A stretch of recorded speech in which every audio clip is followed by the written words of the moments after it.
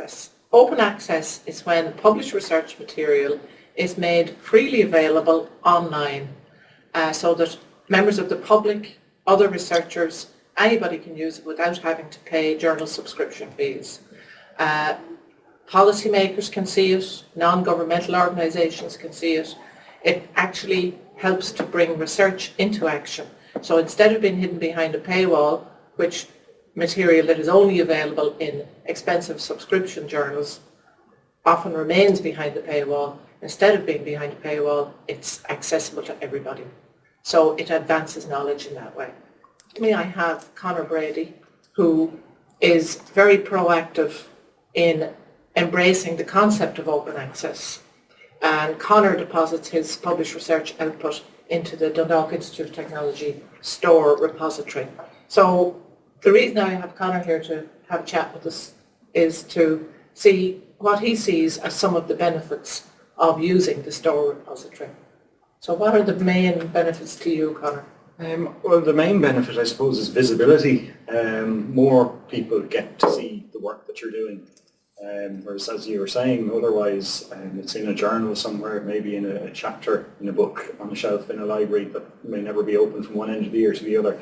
If it's available online, more people have access to it, and there's a chance that your research will have a higher impact than it would ordinarily. It's important for me to put stuff out there on the internet because certainly in my area there's an awful lot of weird and wonderful stuff there that is totally unvetted. It's not at all peer reviewed.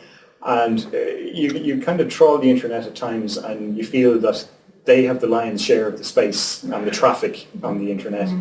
And it really is annoying at times because total fallacies are being promoted, like links with UFOs and Martians and, Newgrange being directly connected to the pyramids and all this sort of thing.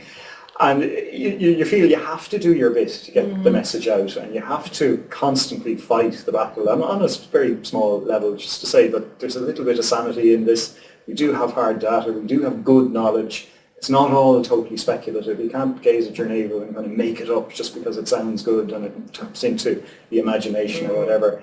There is a solid research process that goes into the work that we do, and there's good, solid information and knowledge that comes out of it. Another benefit that I find with it is just the sheer convenience of having work available online. It is a repository. It is a very, very convenient shelf to put your work on. Before I was using the repository, it was difficult to find the folder with the particular article in and the particular version of the article or whatever. Whereas, with a couple of very simple searches, I can pull up all of my own work and even the work of colleagues in the college here. So in the classroom, for example, it's extremely useful to be able to, on a whim almost, pull up work that illustrates something that you're talking about very, very well in a lecture. Equally, if you're travelling, if you're going to a conference, for example, and you're talking about material that you've covered in some shape or form in work that you've deposited, it is accessible. You can hand people out the link to the Dundalk store repository rather than photocopying reams and reams of paper and having them thrown in the bin at the end of the conference. You give people directly the link that brings them straight to your work, and they can follow it up if they're interested.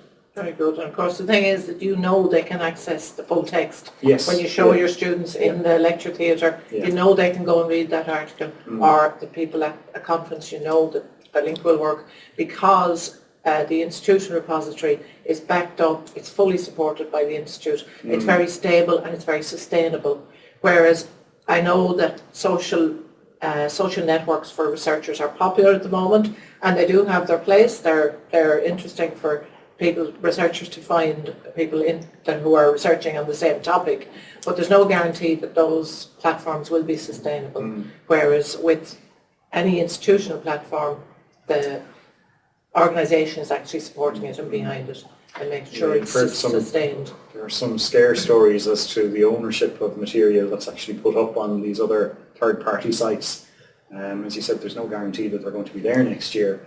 So all of the work that you put into putting work up on those sites, there's no guarantee of longevity.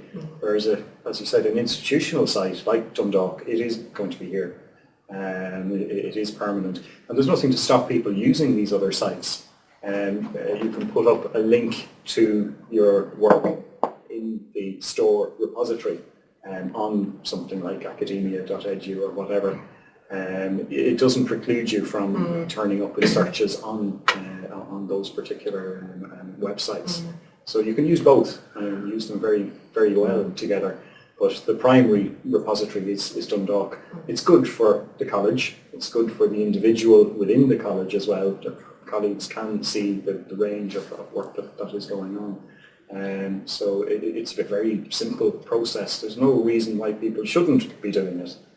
The first protocol with any piece of published work, whatever format it's in, should be the institutional repository.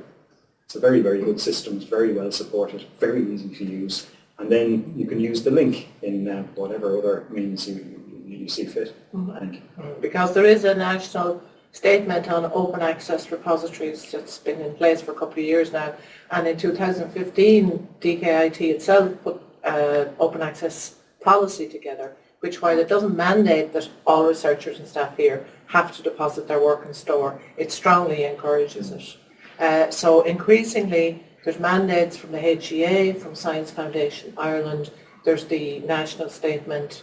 A lot of the funders will expect work, once it's published, to appear in open access, generally within 6 months to a year.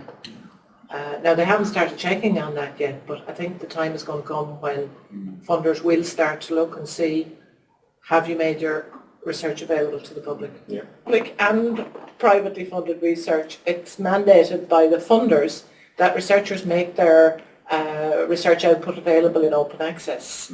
There's a lot of mandates from different organisations out there now. Yeah, well, it was always a stipulation of research that whatever research you do is published. It's actually pushed out there. And now that the internet is becoming so important, they're beginning to realise that you can greatly extend the reach and impact of research. So you're beginning to see this creeping in. Some of the organisations there maybe a little bit behind the curve, but they are coming around to the new technologies and the new possibilities, particularly with public-funded projects. Some of my money comes from places like the Heritage Council or the Royal Irish Academy.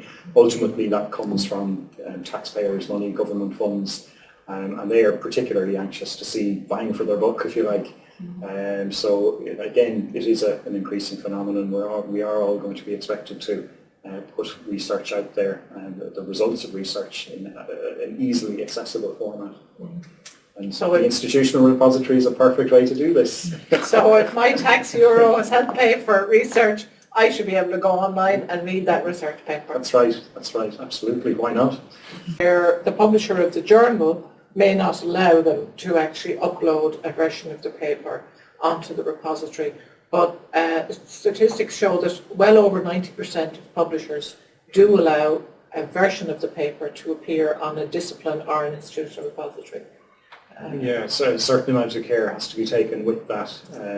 But in the library, as far as I know, you do have a vetting service. You do check each individual publication. Sometimes the actual published version of an article, it's fine to put that up. Other times, as you say, it may be an edited or a pre-publication version. So there are slightly varying rules, but personnel in the library know exactly about where to look and how to ask and all of the rest. As you say, we always check the copyright, that the version of the paper that we've been sent by an author is okay to actually make available in open access before we press the button to send it out, winging its way into the world. So the whole thing about it really is that it's spreading knowledge, and also it's much more egalitarian in terms of the overdeveloped world and the developing world, shall we say. If items are available in open access, then anybody, anywhere with access to the internet can read that entire journal article or report. That's right. In many places around the world, academics in ostensibly very good, well-paid jobs, they cannot literally afford to buy textbooks, let alone journals and journal articles. So, this move towards open access is absolutely essential, levels the playing field for everybody. And that can only be a good thing, really. So not only is it good for the individual researcher, the institution where they're researching, but it's also good for the advancement of knowledge. Absolutely. Globally, yeah, really. As a basic principle, it's something that we should all support.